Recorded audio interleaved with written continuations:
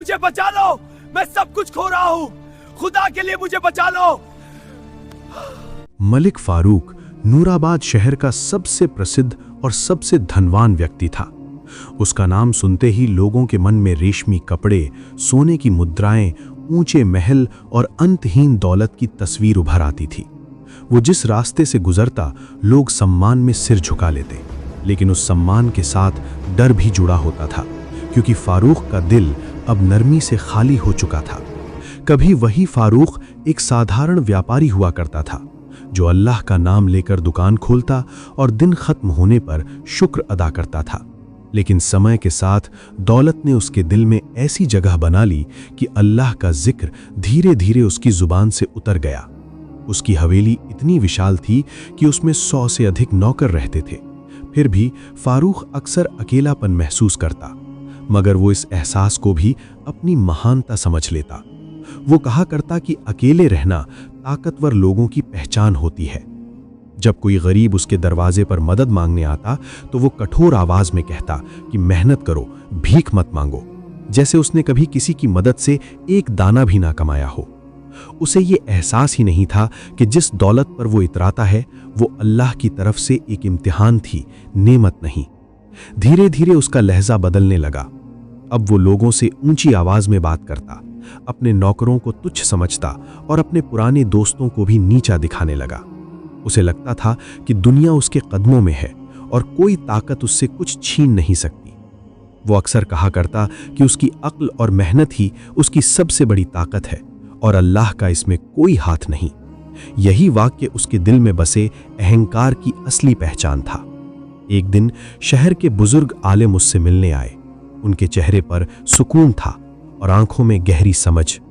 उन्होंने फारूक को नसीहत दी कि दौलत हमेशा साथ नहीं रहती और अहंकार इंसान को अंधा कर देता है। लेकिन फारूक ने उनकी बातों को हंसी में उड़ा दिया। उसने कहा कि दुनिया उन्हीं की इज्जत करती है जिनके पास पैसा होता है, और जिनके पास पैसा नहीं उनकी नसीहत की भी कोई कीमत नहीं होती।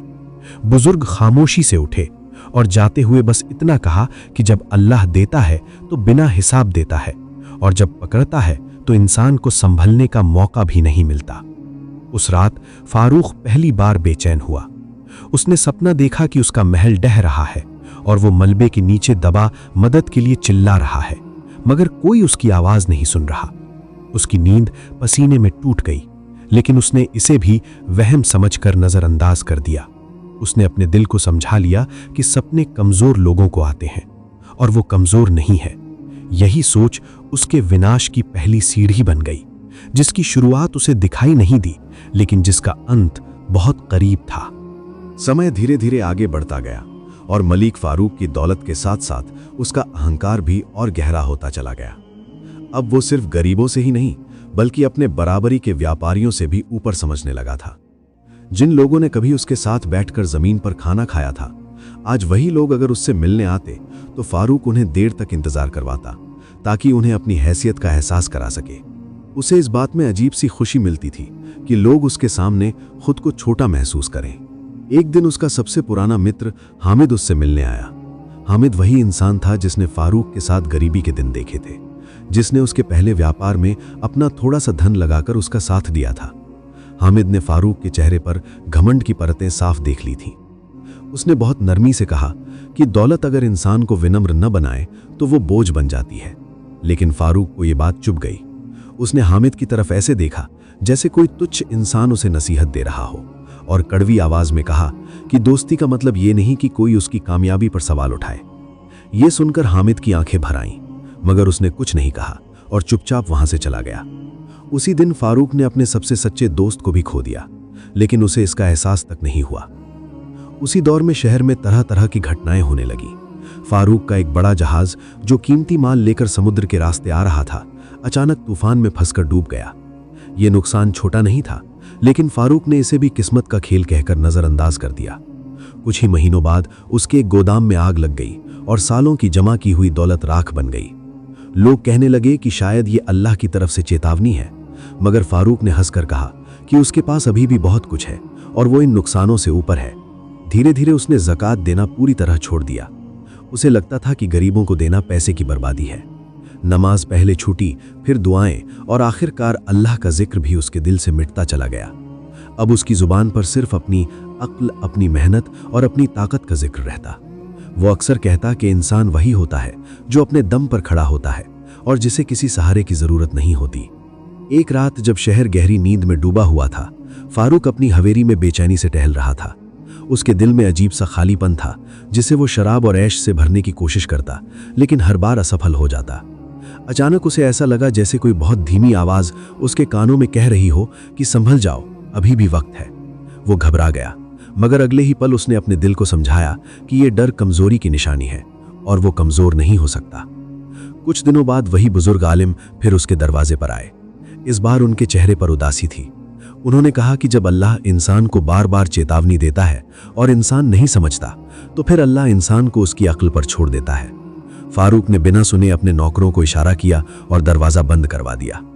उस दरवाजे के बंद होते ही जैसे रहमत का एक रास्ता भी बंद हो गया, लेकिन फारूक इस बात से अनजान था। इसके बाद हालात और तेजी से बदलने लगे। जिन व्यापारियों ने कभी उसके नाम पर सौदे किए थे, अब वे दूरी बनाने लगे। बाजार में उसके खिलाफ बातें होने लगीं, उसके दुश्मन बढ़ने लगे और दोस्त घटते चले गए।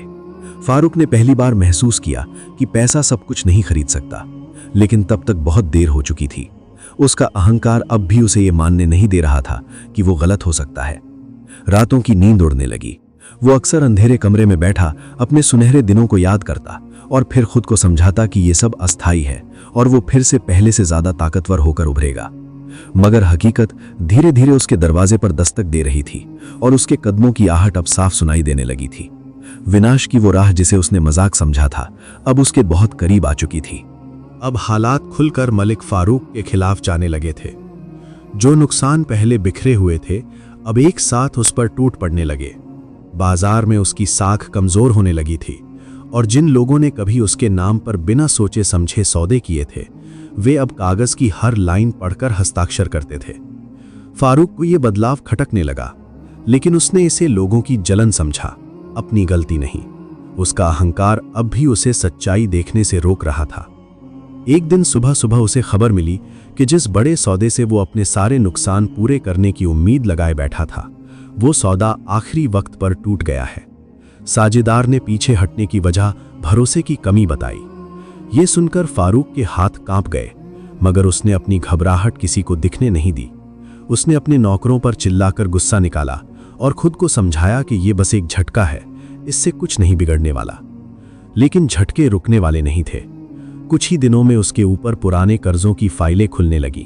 जिन उधारदाताओं को वो कभी महीनों इंतजार करवाता था, वे अब उसके दरवाजे पर खड़े थे। फारूक पहली बार अपने ही घर में असहज महसूस करने लगा। वही हवेली जो कभी उसकी शान थी, अब उसे बोझ लगने लगी। दीवारें जैसे उसे घूरती थीं और हर कोना उसे उसके घमंड की याद दिलाता था। नौकर जो कभी उसके इशारे पर दौड़ते थे, अब एक एक करके जाने लगे। कुछ ने बिना बताए नौकरी छोड़ दी और कुछ ने साफ कह दिया कि उन्हें अब तनख्वाह की उम्मीद नहीं दिखती। फारूक उन्हें रोकना चाहता था, लेकिन उसकी आवाज में अब पहले जैसी ताकत नहीं रही थी। वो समझने लगा था कि पैसा ही वो जंजीर था जिसने सबको उससे बांध रखा था, और जैसे ही वो जंजीर ढीली हुई, सब रिश्ते टूटने लगे। धीरे धीरे उसकी हवेली सुनसान होने लगी। बड़े बड़े कमरों में अब सन्नाटा पसरा रहता। रात को जब वो अकेला बैठता तो उसे अपनी ही सांसों की आवाज डराने लगती। उसे याद आने लगे वे गरीब जिन्हें उसने दुदकारा था, वे दोस्त जिन्हें उसने अपमानित किया था, और वे बुजुर्ग जिनकी नसीहतों को उसने ठुकरा दिया था। पहली बार उसके दिल में ये ख्याल आया कि शायद गलती उसी की थी, लेकिन अहंकार की दीवार अभी पूरी तरह नहीं टूटी थी। एक दिन अदालत का नोटिस आया। उसकी कुछ जायदाद को कुर्क करने का आदेश था। ये वो पल था जब मलिक फारूक के पैरों तले जमीन खिसक गई। उसने कई जगह फोन किए, पुराने संबंध याद दिलाए, मदद मांगने की कोशिश की, मगर ज्यादातर दरवाजे बंद मिले। जिन लोगों के सामने वो कभी सिर उठाकर खड़ा रहता था, आज उनसे बात करने के लिए भी उसे झुकना पड़ रहा था।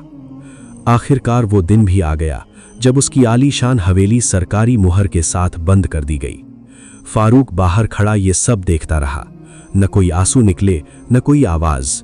उसका शरीर वहीं खड़ा था, लेकिन अंदर से वो पूरी तरह टूट चुका था। लोग आसपास खड़े तमाशा देख रहे थे, वही लोग जो कभी उसकी एक झलक पाने को तरसते थे, अब उनकी नजरों में न सम्मान था न डर, सिर्फ बेपरवाही थी। उस रात मलिक फारूक खुले आसमान के नीचे बैठा रहा। उसके पास न बिस्तर था न सुकून।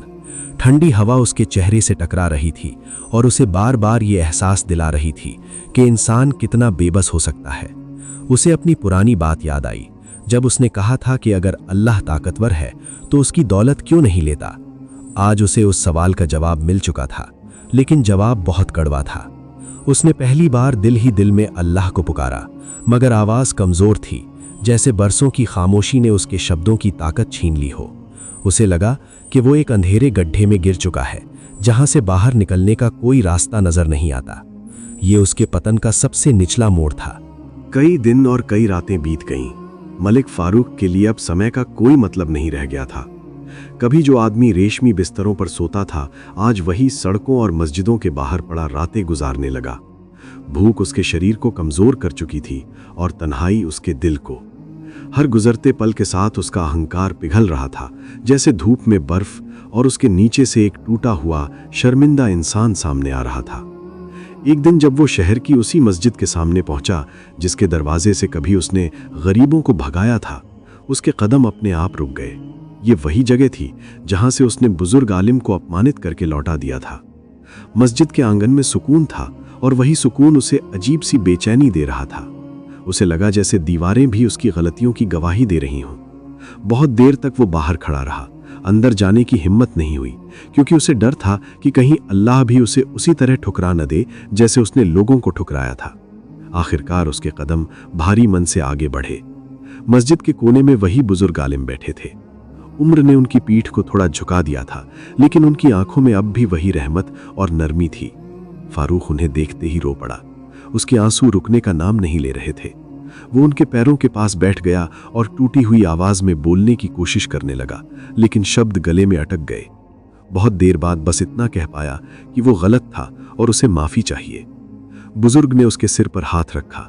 उस स्पर्श में कोई ताना नहीं था, कोई घमंड नहीं था, सिर्फ दुआ थी। उन्होंने कहा कि अल्लाह की रहमत इतनी बड़ी है कि अगर इंसान सच्चे दिल से लौट आए तो अल्लाह उसे कभी खाली हाथ नहीं लौटाता। फारूक ने वहीं पहली बार सजदे में सिर रखा। उसका माथा ठंडी जमीन से लगा और दिल फट कर बाहर आ गया। वो रोता रहा, गिड़गिड़ाता रहा, अपने हर घमंड, हर अपमान और हर भूल की माफी मांगता रहा। उसे ऐसा लगा जैसे उसके सीने पर रखा भारी बोझ धीरे धीरे हल्का हो रहा है। उसकी आंखों से आंसू बह रहे थे, लेकिन दिल में अजीब सा सुकून उतर रहा था। वो समझ गया था कि दौलत ने उसे कभी सुकून नहीं दिया था। सुकून तो अब मिल रहा था जब वो खाली हाथ और झुका हुआ था। यह एहसास उसके लिए नया था, लेकिन बहुत सच्चा था। उस दिन के बाद उसकी जिंदगी का रास्ता बदल गया। उसके पास देने के लिए पैसे नहीं थे, लेकिन उसका दिल अब लोगों के लिए खुला हुआ था। वो मस्जिद की सफाई में हाथ बटाने लगा, यात्रियों के लिए पानी भर देता और जो थोड़ा बहुत खाना मिल जाता उसे किसी जरूरतमंद के साथ बांट लेता। जिन गरीबों को वो कभी इंसान ही नहीं समझता था, आज उन्हीं के साथ बैठकर वो सुकून महसूस करता। रात को जब वो आसमान की तरफ देखता तो उसे लगता जैसे अल्लाह उसे देख रहा है, न कि उसकी दौलत को बल्कि उसके टूटे हुए दिल को। वो दुआ करता कि उसे फिर से अमीर न बनाया जाए, बस इतना दे दिया जाए कि वो किसी का दिल न तोड़े और किसी का हक न मारे। ये दुआ उसके पुराने सवालों से बिल्कुल अलग थी और शायद इसी वजह से वो दुआ अल्लाह को पसंद भी आई। मलिक फारूक अब वही इंसान नहीं था जो कभी खुद को सबसे बड़ा समझता था। उसके शब्दों में अब नरमी थी, उसकी चाल में झुकाव था और उसकी आंखों में शर्म के साथ साथ उम्मीद भी थी। उसका अहंकार टूट चुका था, लेकिन उसी टूटन से इंसानियत जन्म ले रही थी।